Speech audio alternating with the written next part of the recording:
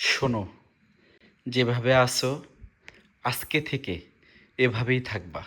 কারণ দেশে যুদ্ধ লেগেছে।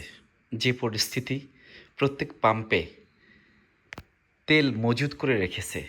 তোমাকে তেল দেওয়ার মতো অকটেন পেট্রোল হয়তো টাকা থাকলেও আমি তোমাকে খাওয়াতে পারবো না। কারণ দেশে যুদ্ধ লেগেছে, সবাই মজুত করে রেখেছে। চাইলেও আমি তোমাকে পেট্রোল এনে দিতে পারবো না। তাই আজ থেকে তুমি এভাবেই শুয়ে থাকবা তোমার মতো করে। আমি তোমাকে কখনোই আর সঙ্গে নেব না। প্রয়োজন হলে হেঁটে হেঁটে চলবো, তবুও তোমাকে সঙ্গে কোনোভাবেই নেওয়া আমার পক্ষে পসিবল না। কারণ আমি তোমাকে, তুমি যখন শেষ হয়ে যাবে পেট্রোল কিংবা অকটেন, তখন আমি তোমাকে টেনে হিঁচড়ে নিয়ে যেতে পারবো না। কারণ তুমি অনেক ভারী। তাই তুমি এভাবেই শুয়ে থাকো, আমি হেঁটে হেঁটেই চলে যাব।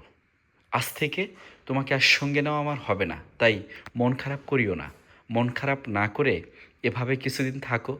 দেখি যেদিন দেশ স্বাধীন হবে, পেট্রোল অকটেন পাওয়া যাবে, সেদিন পেট্রোল আর অকটেন নিয়ে এসে তোমাকে ভরে তারপর তোমাকে আবার সঙ্গে নেব। তাই মন খারাপ করিও না।